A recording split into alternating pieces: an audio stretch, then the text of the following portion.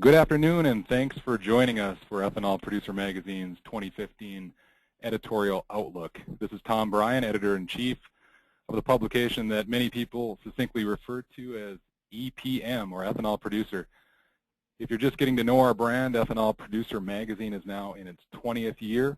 After 13 years of reporting and being engaged with this industry and in many ways being a part of its growth, I can truly say that I think the most exciting and dynamic times for ethanol production and ethanol production technology are ahead of us. EPM is a legacy trade journal serving a mature and in many ways established industry. That's just a fact, but we've been at this a long time, and a lot of you have too. At the same time, our magazine is a progressive and increasingly diverse media platform for an industry that's constantly changing, constantly evolving, and growing. And that's what makes us, the editors of Ethanol Producer Magazine, excited about our jobs and excited about delivering the product that we do. Constant change, constantly pushing this magazine in new directions, and challenging our team to serve the industry in new and better ways for both the vendors and the producers in this industry. I want to provide you some examples of things we're doing this year before we get started. We've committed our company to carrying out 48 webinars in 2015, a dozen of which will be focused on ethanol. That's about a webinar a week, and that's just one of the many recent commitments we've made to growing our brand so you can grow yours. We're investing big time in geospatial products and plant data offerings and committing ourselves to providing the industry with more accurate industry maps and the most accurate industry maps and plant lists ever produced. And we're posting more online news than ever before, aggressively leveraging several social media platforms to get our news out to the industry. And because of all that, we're reaching more readers around the world every day, every week, and every month. So thanks for your support. And due to the support of our advertisers and our readers, we feel like we've been able to position this magazine, the world's #1 ethanol industry trade journal, in a really good place, and we're excited about 2015. 2014 was a superb year by most definitions for ethanol production. Corn prices have been pretty low. As most of you know, ethanol has enjoyed a healthy price differential to gasoline, and that's kept discretionary blending in play and markets strong. 2015 should be more of the same. It looks like the EPA, as most of you have probably heard, the EPA is expected to release favorable RVO numbers for this year, and despite its original suggestions, increase the volume obligations moving ahead. Ethanol exports remain strong. We've got marquee cellulosic ethanol plants like Poet DSM and Abengoa that are coming online. There are a couple of grain ethanol plants that are either under construction or under development. And just about every facility in the nation is now reinvesting their profits into upgrades and add-ons. So there's really no question that 2015 will be another big year for ethanol. We are gearing up for it here at BBI, and I'm eager to share our editorial lineup for 2015 with you here in a few minutes. But first, we're going to hear from our marketing director, John Nelson, on how you can leverage Ethanol Producer Magazine in 2015 to bring greater exposure to your company, your brands, and your offerings. What we're going to look at, John's going to walk us through the audience breakdown, the circulation. He's going to talk about our online platforms, our webinar offerings, and he's also going to share with us the compelling results of a recent reader survey and more. When John's done, I'll move right into talking about our 12 magazine themes that we've got planned on a month-by-month basis for 2015, including how we're planning to pair several of those themes with bonus distributions at important ethanol industry events, many of the events that you probably attend. Before I hand it over to John, I want to ask everyone to stay on the webinar with us for its entirety, because we've got a special advertising offer at the conclusion of the webinar that I'd like you to hear about. So stay with us until the end, and you'll receive that offer. And with that, we'll get started. John, take it away. Thanks, Tom. I appreciate everyone being on today's webinar. And as a marketing, sales, or business professional, it's important for you to connect with the right audience. And if you're looking to expand your brand and increase sales in the ethanol industry, or explore the idea of entering the ethanol industry, Ethanol Producer Magazine is the industry's most recognizable and longest-running publication and offers you the best opportunity to gain mass exposure by reaching ethanol producers, policymakers, and other professionals focused on the ethanol industry. We've increased Ethanol Producer Magazine's circulation, and it's now mailed to 7,500 ethanol professionals every month. And we know from a recent survey of our readers that our industry magazines have a readership rate of 2.8 people per issue. So using those numbers, each issue of Ethanol Producer Magazine is read at a minimum of 21,000 times by people looking to buy new products and learn about the latest technologies and policies in the industry. What's even more impressive is that we send copies of our magazine to all current or future producers of ethanol. And in addition to the ethanol producers who receive a copy of the magazine, we mail Ethanol Producer Magazine to every attendee of the International Fuel Ethanol Workshop and Expo, also known as the FEW. And we also send it to a number of important industry events that Tom's going to cover in a few moments. And as you can see on the slide, with readers in 46 countries, the largest category of our readership base consists of producers, representing 24% of our circulation. Nearly 1 in 4 readers is a producer. The graph also shows the next types of companies who are subscribers. They're equipment and service providers, consultants, engineers, technology providers, academics, farmers, officials in the government and military, and so on. By purchasing advertising in Ethanol Producer Magazine, you can be assured that you are reaching the right people in the ethanol industry.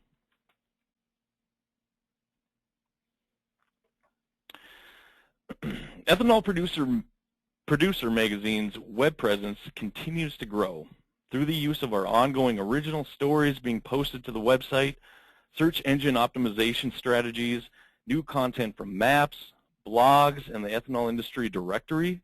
We have increased our traffic to the numbers you see before you on the slide.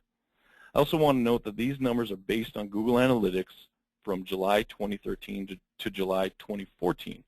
And if you want more specifics on our web traffic, you can contact Chip or Howard, our senior account managers, and they'd be more than happy to provide additional information to you. We're now seeing our traffic counts on ethanolproducer.com at an impressive 79,747 page views or impressions per month and 41,933 visits per month. So what does that mean to you as an advertiser? It hopefully means that when you purchase online advertising on ethanolproducer.com, more people will view your ad because impressions to our website have increased. Ultimately, the goal is to generate clicks to your website, have you gain more business, and increase sales.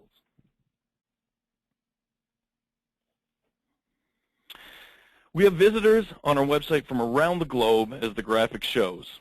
32% of our visitors to our site are from outside the U.S. Clearly, our top visitors are from the U.S. However, we also have a large number of visitors from Canada, India, UK, and Brazil. If you're looking to reach both the U.S. ethanol producer audience and the global ethanol audience, ethanolproducer.com and online advertising is a great option for you. We also broke down some of our top countries as visits per month. And as you can see, every month, on average, we see 28,500 visitors from the U.S., 1,700 visitors from Canada, almost 1,500 from India, 1,300 from the UK, and so on. So our message is getting out across the globe.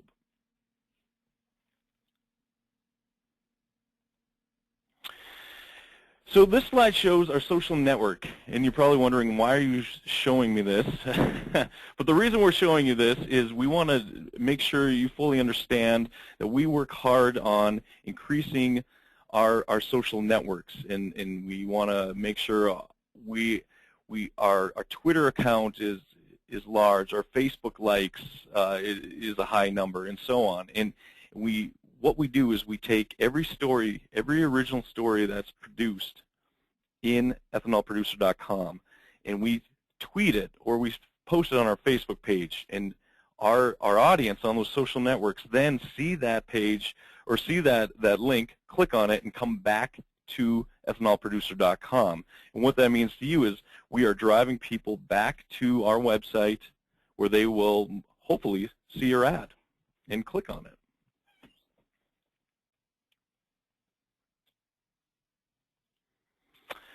We recently did a survey with our readers, and we had an outstanding response. We were very pleased with the number of people that responded to the survey that was sent out. And we just wanted to share a couple highlights of it as it would pertain to you.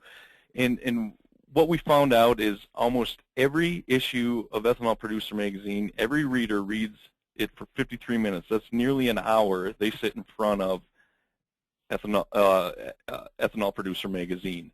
And what that means is they're going through, they're reading stories, and they're also looking at the ads.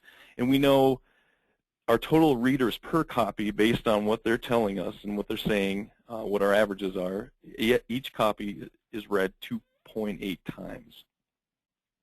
And then this next graph shows, number 2 shows what actions have you taken during the past year as a result of advertisements or articles in Ethanol Producer Magazine. What our readers said, and you can kind of go through each point here, but ultimately 75% of our readers took one or more actions based on an advertisement they saw in Ethanol Producer Magazine or an article they read. You can see 11% bought products or services advertised. So if you're looking to get in front of the ethanol producer audience, this is a great platform for you. They're reading it. Multiple people are reading each copy, and you can see that they're taking action when they see an ad or read an article.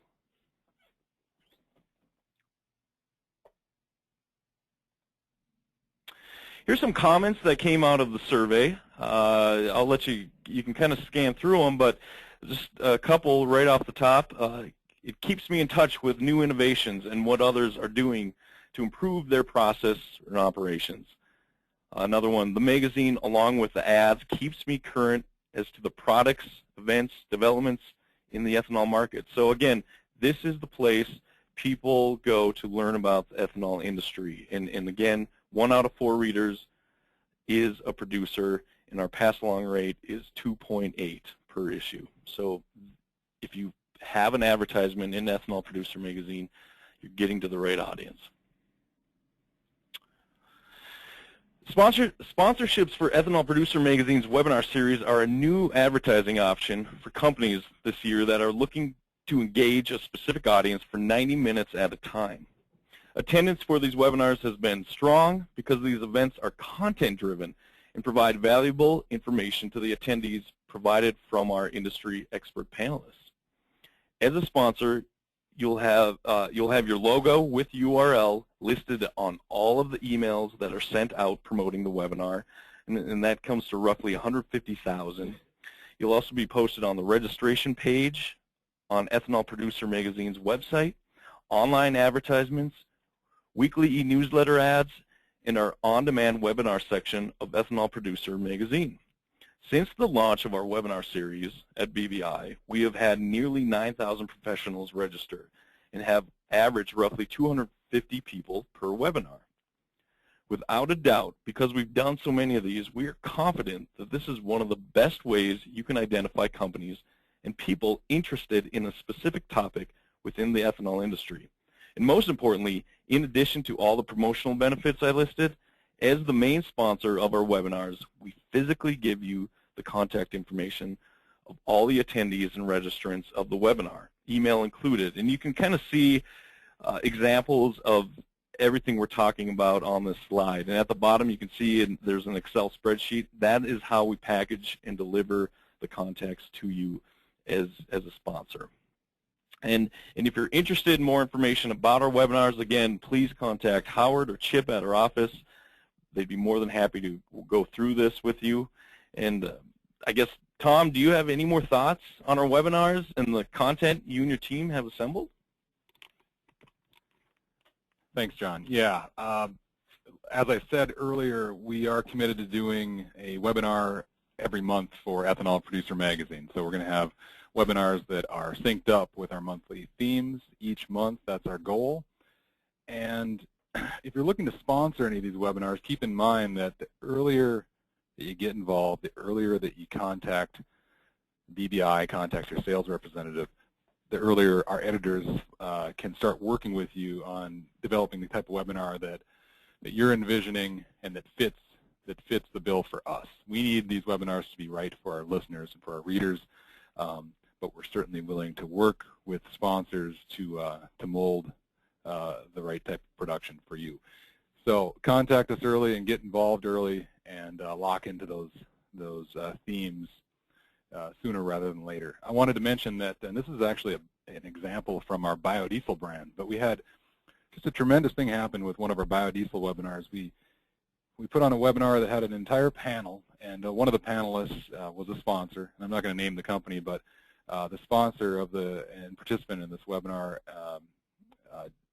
received all the contact information, and we provided all those deliverables that John just mentioned.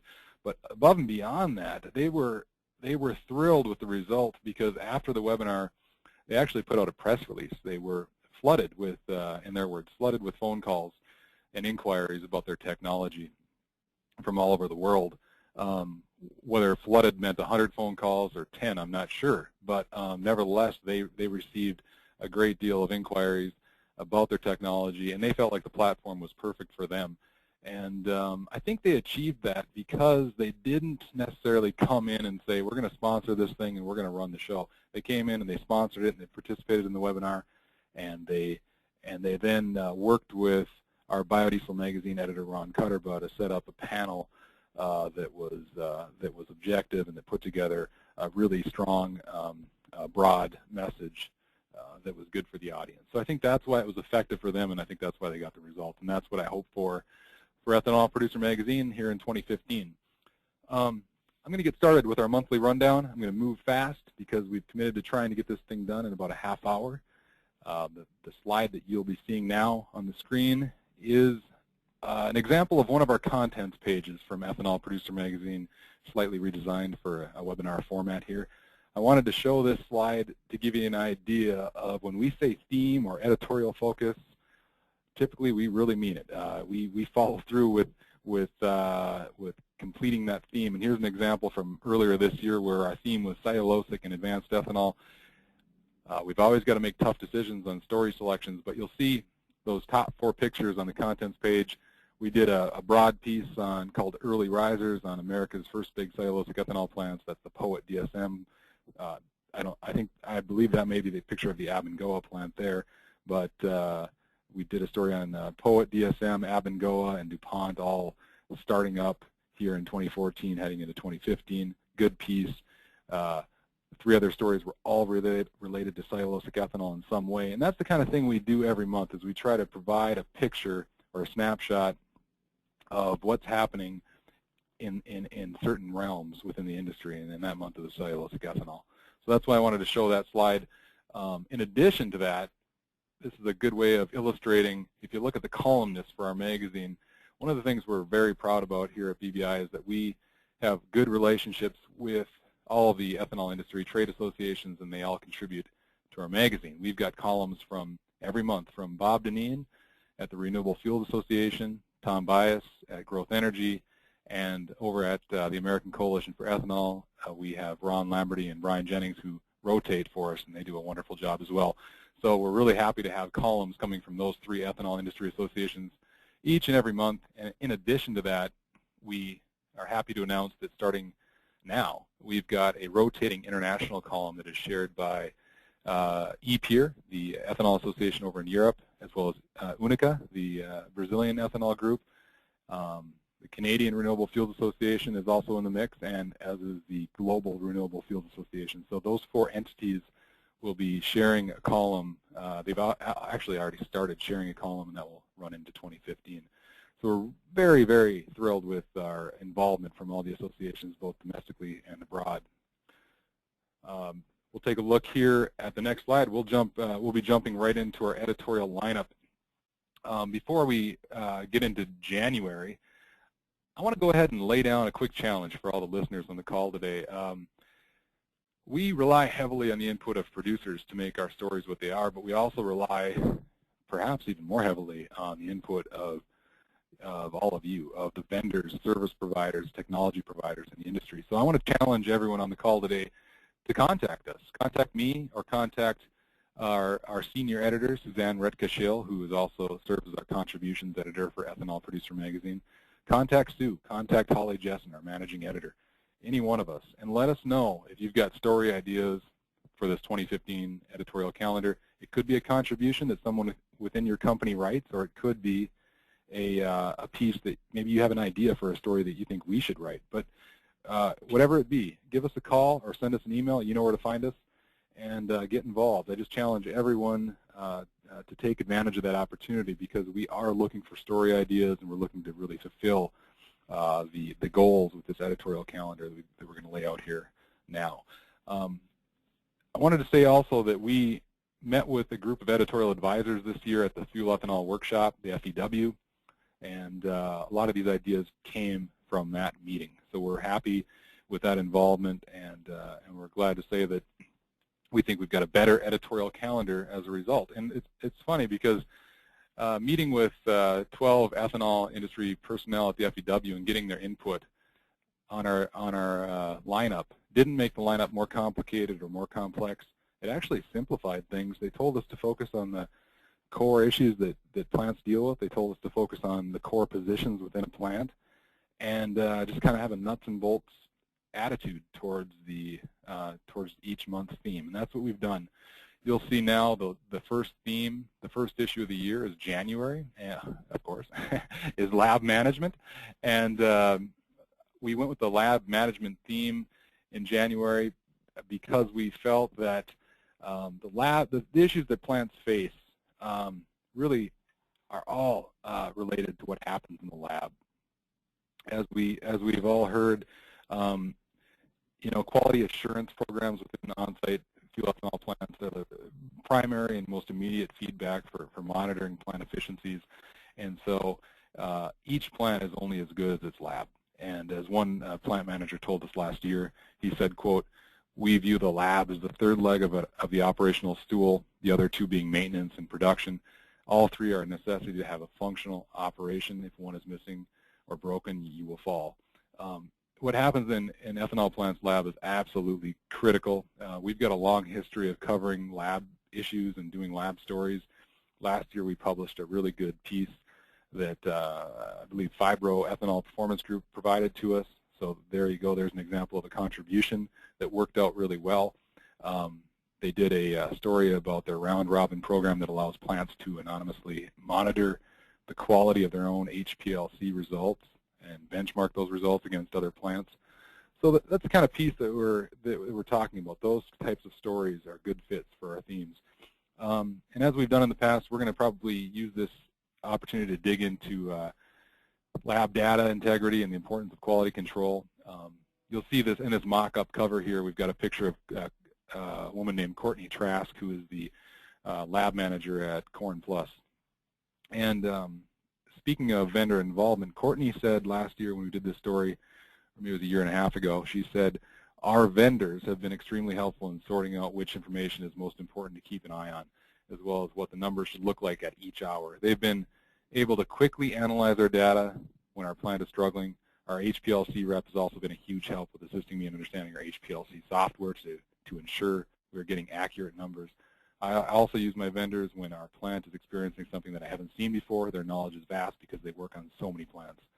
I thought that was a terrific quote, an example of how producers often turn to companies like yours for guidance, for assistance and support, and they let us know it. So it shows up in our stories all the time. And finally, our senior editor, Sue Redka-Schill, will be heading off to a Lab Managers Conference here this month, actually, and coming back hopefully with a lot of ideas for this January issue. I'll move on to, I should mention before I move on that we're going to be doing a spotlight on Iowa also in January, just to add a little color to the magazine. And I need to mention our bonus distributions. We'll be sending this issue to the Iowa Renewable Fuel Summit in Des Moines, Iowa, and also to the Energy Generation Conference in North Dakota. So let's move on to February. The February issue is going to change a little bit. Traditionally, we've looked at the market, E15, E85, growing the market. That's typically been our focus in February because we send this magazine to the National Ethanol Conference. This year's National Ethanol Conference, put on by the Renewable Fuels Association, is being held in Grapevine, Texas. I hope you're all attending. It's the 20th annual show, and it should be a really good one. This magazine will be distributed there. There's going to be over 1,000 attendees. And we've decided to focus this year's NEC issue on exports. We just wanted to change it up a bit. Exports is always a big topic at the NEC, and so we're going to talk about not only distillers' grains exports, but ethanol exports. Today, nearly 1/4 of all the distillers' grains produced in North America, some 9 to 10 million metric tons, is exported. It's a billion-dollar business, and it's showing a lot of growth potential. And at the same time, ethanol exports have been really strong lately. Some of that has happened because of policy issues. Has kind of forced producers to look overseas and export ethanol. But it's been a positive thing as well. And in fact, the volume that's now being exported is a pretty dependable part of the marketplace. 1 billion gallons will be exported this year of the total 14.5 billion gallons of ethanol that is produced in the United States. So this issue will dive into all of those export-import issues. There's virtually no ethanol being imported currently in the United States. Later this month, I'll be heading out to Seattle for the RFA, U.S. Grains Council Export Exchange, primarily a feed and distillers' grains grain event. But I'm sure ethanol exports will also come up. Bob Deneen is speaking out there, and it should be an interesting event and a way for me to come back and draw from those panels and bring ideas to this exports issue. So we're looking forward to that. And I wanted to mention too, John talked about the fact that our magazine is read in 46 different countries. So we are a global magazine. We don't look at everything strictly from a domestic point of view. But that said, we do lean towards serving our domestic producers first and our domestic entities first. So we kind of come at this stuff from a North American perspective. However, we embrace the ethanol industry's international community, and we're well received over there as well. And so when we talk about exports, we are really talking about the global trade of the international commodities that are ethanol and distillers' grains. I think this February issue is a good opportunity for any distillers' grains merchandiser, ethanol marketer, shipping company, barge company, rail, other transport companies to upsize their ads or get involved, or maybe kind of craft a message that they want to move out to that national ethanol conference crowd in Texas. Let's move on to March. The March issue is our corn and sorghum issue. We've done corn issues in the past. I don't think we've ever called an issue of Ethanol Producer Magazine a corn and sorghum issue. Why did we include sorghum this year? And by that I mean grain sorghum. I did that because I looked at sorghum and I thought, we've done a lot of sorghum coverage over the years. We've just never included it in the corn issue. But I looked at sorghum and I looked at the number of plants on our ethanol plant list that are capable of using sorghum. It's more than 20 plants in the United States that are capable of using sorghum. Many of them switch back and forth between sorghum or corn or use both. But if all 20 of those plants, based on their size, were to turn to sorghum overnight, they'd be producing over 1 billion gallons of ethanol. So that's the opportunity for sorghum, and that's the volume that could be produced. It's a major part of the grain ethanol picture. And so I'm excited about including sorghum in this year's grain issue, if you will. And this issue will be mailed to all of the attendees from the National Ethanol Conference. Whether or not they subscribe to EPM or not, they'll get a copy of this corn and sorghum issue. We are going to dive into, last year we covered corn prices. We looked at the outlook for corn prices, and at the time the academics were saying that if corn went below $4 a bushel, farmers would be in big trouble. Well, now we're seeing corn at $3.20 a bushel. I'm not exactly sure if farmers are going belly up. I don't think they are, but it is awfully low. And I think here in the ethanol industry, we're proud of the fact that we represent one of the real bright spots for corn farmers. Ethanol represents a market that is steady. that is growing and it wants to get bigger, is ready to use more corn. And so we're about the only thing that's really a bright spot for corn farmers right now, with a lot of other things looking not so good in terms of exports, so and feed. So I think this year's issue is going to, yes, dive into the issue of volume and prices, but we're also going to look at corn science. We're going to look at the way plants adapt to each year's corn crop. Our editorial advisory board told us to take a look 6 months to a year down the road at corn supply and demand dynamics, and get involved with the international markets. Take a look at Argentina and China. And they also told us to get technical, talk to the plants, and examine the ways that plants are analyzing corn with NIR versus wet chemistry.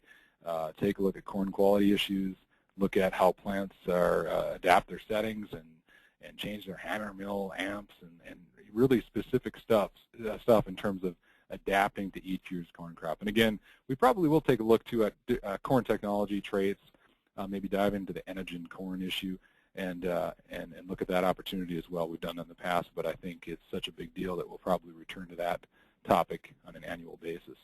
Let's move on to, I forgot to mention that this magazine will also go to the Commodity Classic. Big deal. I don't want to breeze over that. The Commodity Classic is a major corn industry event and a perfect fit for this themed issue. Let's move on to February. I'm sorry, April, of course. Excuse me. Cellulosic and advanced ethanol. So we're going from grain ethanol to cellulosic and advanced ethanol. So we're really changing gears here in April. We're doing that because this April issue goes to the International Biomass Conference and Expo in Minneapolis. That's one of our BBI events. It's the biggest biomass conference in North America, and Ethanol Producer Magazine will have a major presence there along with Biomass Magazine. So this is a perfect time to really celebrate the progress that's being made with cellulosic ethanol and advanced ethanol. And so what we're going to do is we'll probably look at POET DSM, we'll probably look at Abengoa and DuPont and the Stover collection efforts that are taking place. We'll probably also take a very close look at the corn fiber projects that are moving forward, the sort of low-hanging fruit of advanced ethanol. And we always indulge in the promise of dedicated energy crops as well, and I'm sure we'll do that again. Our editorial advisory board told us to consider a piece that makes predictions about the biorefinery of the future. That's something we've done in the past, but it's always fun to do, to take a look at what these biorefineries may look like in 5 or 10 years and what kind of co-products will be coming out of them. So that sounds like a fun story to pursue. This particular issue, like I said, will go to the International Biomass Conference, and we expect over 1,500 people at that show. We'll move on to May. In May, we've got the Human Resources Training and Compensation issue. This is what we call our FEW hotel room drop issue. This issue is tucked under the hotel room doors of everyone who attends the FEW on Monday night of the FEW. So when people get back from the grand opening, they'll find the May issue of Ethanol Producer Magazine in their hotel rooms. I'm excited about this issue because every couple of years we do an Ethanol Producer Magazine plant personnel compensation and job satisfaction survey, a comprehensive survey of all the different positions in an ethanol plant. We talk to plants, or we survey producers, I should say, about their wages, compensation, and bonuses, as well as their overall job satisfaction. The results are always really popular. People are, producers especially, and board members can't wait to get their hands on the results of our effort, and we do this every couple of years. We also will focus on training, team building, culture building, employee retention, management issues, and leadership. So this should be a good issue, and as I said, it will include the results of our job satisfaction and compensation survey. It's also going to the 106th American Oil Chemists Society annual meeting as a bonus. We'll move on to June.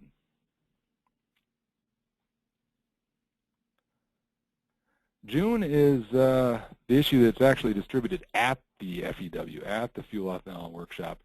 It will be in the bags at the conference, 2,000 attendees. This is a very popular issue to be in. It's the world's largest ethanol conference. We're very, very proud of the event, obviously, and this is a big issue for us. We decided to make this June's issue focused on financial performance and margin management. This is our big finance issue, basically. And what that means for us is that we'll look at various financial models that are evolving in the marketplace. We'll look at benchmarking. We'll look at risk management. We'll examine ethanol plant board issues, maintaining liquidity for investors, for example, is a story that we did this year. And we may examine the world of publicly traded ethanol companies like GPRE and Pacific Ethanol. If they're interested in talking to us, we'll be happy to break down that world as well. It's an interesting realm of ethanol production. So we'll dive into financial performance in June. We're going to do a spotlight on Minnesota because the FEW is in Minnesota, so it's a really nice fit there. That should be a lot of fun. And we're going to also send this issue to the Renewable Energy Finance Forum, Wall Street, where the 600 people will attend. I think that's also a good fit for this theme. Okay, moving on to July. The co-products issue, I'll try to move a little faster here.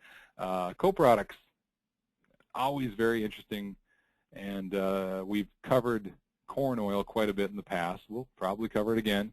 We cover distillers' grains every year. I think what we want to do this year is break down the market conditions for these established co-products. With almost all the plants now having installed corn oil, there's not a lot of sense in doing big features on installing corn oil production. I think what makes more sense is to do some stories that really takes a look at the global market for co-products or the national market for co-products and provide some insight in that way. And then I think what would be smart as well is to take a look at new co-products that are emerging. Big River Resources, for example, is building a Zane production facility co-located with its plant in Galva, Iowa. And I think that would be a great story. Zane is a product that can be used in food coatings and packaging and biodegradable plastics. And Big River's moving forward with that, and it's very exciting. That's the kind of story that I think we'll see in this July co-products issue. This issue will be mailed to everyone who attended the FEW. Moving on to August. Excuse me, plant optimization in August. Plant optimization, it's a part of Ethanol Producer Magazine every month. I mean, essentially, plant optimization is what Ethanol Producer Magazine is about. Nevertheless, we still dedicate one issue to that subject. Maximizing operations and making your plant run as efficiently and profitably as possible. That'll be our editorial focus. We've got a number of bonus distributions in August. I think the ones that are probably the most prevalent here, even though they're small conferences, is the Christensen and Associates Annual Financial Conference. Not necessarily related to plant optimization, but still a pretty good fit, as well as the American Coalition for Ethanol Conference, which will take place in Omaha, I believe. The ACE conference is, while relatively small, is a must-attend event for anyone in the ethanol industry. So we're excited about those two. And then we're sending the magazine to a couple of very large events, too. We'll have a presence at Dakota Fest and the Minnesota Farm Fest, so a couple of ag-related events there in August. Spotlight on South Dakota. We're not necessarily going to be sending the magazine to, I don't know if any of those events are in South Dakota, but ACE Dakota Fest is, I'm being told, in South Dakota, and ACE is headquartered in South Dakota. So we think that's a nice fit too, and we want to shed light on all the terrific things that are happening for ethanol in that state. So that's August. And now we move on to September, growing the market. Here's where the E15 subject matter went. It used to be in February, now it's in September. We're going to send this issue to the Big Iron Farm Show, and we're going to also send it to the Renewable Energy Finance Forum West. E15 is probably the top issue in our industry today. There's nothing that's more important than the implementation of E15. There really isn't. Every new car and truck in America is now essentially capable of running on E15. The market is moving forward. Implementation will take place. It's going to take time. And Ethanol Producer Magazine is dedicated to to covering this issue and dedicating an issue to E15 and growing the marketplace. We're going to do this every year until this is a reality, and it is happening. It's just happening a little bit more slowly than some would like. You know, if you look at the E15 opportunity, if E15 were implemented nationwide, we could see well over 100 new ethanol plants built, next generation plants, presumably. That's the opportunity that E15 represents, and that's why it is such an enormous deal for our industry. So E15 is September, and we're looking forward to that. October is the biomass feedstocks issue. This is the issue where we don't necessarily talk about the production of cellulosic ethanol as much as the feedstocks that are used for it. So we'll look at crop residues, we'll look at energy crops, we'll look at MSW and waste. It's the feedstocks issue, and we'll explore everything from cultivation, harvest, and transport to storage and processing. This is a perfect fit for the event that's going to go to the National Advanced Biofuels Conference and Expo. That's actually taking place, the 2014 show is taking place here in a couple weeks. That's one of our conferences here at BBI. It is one of the marquee events for the National Advanced Biofuels space, and biomass feedstocks is a very significant part of that conference. So that's a good fit. And then we're also going to send this to the Fuel Ethanol Laboratory Conference. It's put on by Midland Scientific, and that's down in I think that's down in Omaha this year. Not sure where it is in 2015. So that's the biomass feedstocks issue, and we're going to do a spotlight on Nebraska. The Advanced Biofuels Conference will take place in Omaha in 2015. So spotlight on Nebraska. Let's move on to November. The November issue is plant maintenance, and plant maintenance it's an interesting subject because it is so critical to plants, although it's very difficult sometimes to get plant maintenance managers engaged in talking to the media. So it's always a challenge. We just finished our plant maintenance issue for November this year. I think we did a great job, and this picture is actually just a mock-up it's a mock-up now. It will be probably our cover here coming up in a few weeks for the maintenance issue. And these two gentlemen are maintenance professionals that work for ICM, St. Joseph, Missouri Biofuels Facility, and they're featured this year. So what can you say about maintenance? It's critical. We're diving into predictive and preventive maintenance like never before, and I think the industry is seeing that while maintenance managers have done enormous amount of good for this industry, there's room for, I think that everyone agrees that there's room for more sophistication, there's room for more technical understanding and to draw upon what's happening in other industries, and that's some of the stuff that you'll find in our maintenance issue this year and hopefully next year as well. I believe that this issue will be headed out to the World Ethanol and Biofuels Conference as well as the Renewable Energy Finance Forum Latin America. No real connection with maintenance there, just happens that there's a couple of international bonus distributions associated with this issue. And finally, we'll move on to December. And you can see here that as we've gone through each month, you can see a lot of these themes are related to specific plant positions, and this one is as well. December is the Environmental Health and Safety issue, EH&S. EH&S, just like lab management, just like maintenance, is vital to every plant. Staying in compliance with EPA and OSHA and keeping the facility and the community safe is critical. And so we're dedicating an entire issue to that theme.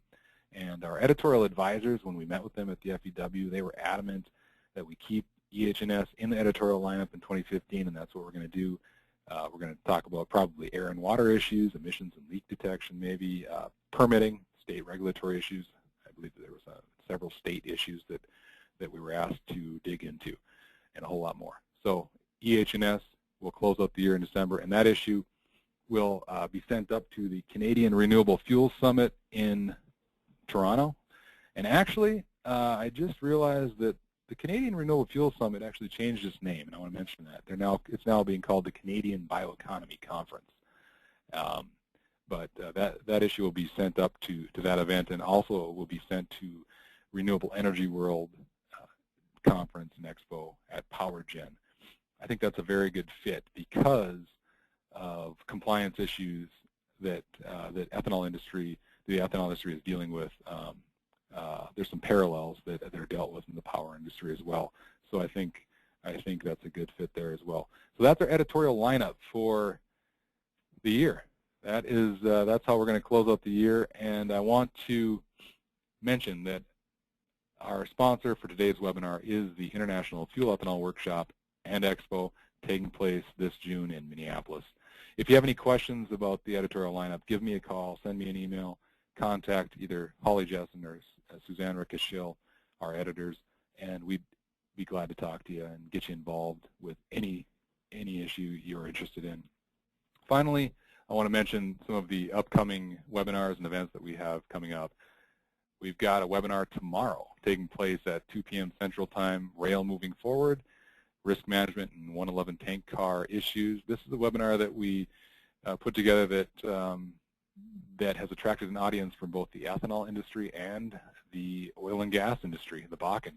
So we've got I think 300 people signed up for this webinar already. It's been a very popular offering, and it's free, and there's still time to sign up. In a couple weeks here, we're headed off to Minneapolis for the National Advanced Biofuels Conference. We're excited about that. There's still time to register and go to that event, look into it. And we've launched a magazine called UAS Magazine. It's our latest publication. We're just thrilled to be in this industry. UAS stands for Unmanned Aircraft Systems. We're talking about UAVs, drones as some people call them. We don't like to use the term drones, but we're looking into the commercial application of unmanned aircraft systems. And I'm bringing it up here because it's an extension of precision agriculture, and so many of you work in industries related to agriculture, and you understand the importance, the future importance of UAVs. So that's exciting, and that's happening on October 23rd, another free webinar from our latest magazine. And finally, Pellet Mill Magazine will have a webinar, its editorial outlook, on October 30th to close out this most recent series. So that's our upcoming webinar schedule. And last but not least, as I promised, I wanted to mention that for everyone on the call, there is an offer here to save 35% on a full-page print ad, and also that applies to the fall ethanol plant map. Our plant map is going to print very, very soon. We're closing on that. There's just a few spots left. It's been a very successful fall plant map effort, but if you're interested in getting on that map, there's still a few spots left. So please take advantage of this offer. It's a way for you to jump into the world of Ethanol Producer Magazine at a pretty low cost of entry, and I assure you that we are doing everything we can to surround your advertisements with content that will attract reader attention and hold it. So again, thanks for your time and your support and your readership, and have a good afternoon. Thanks.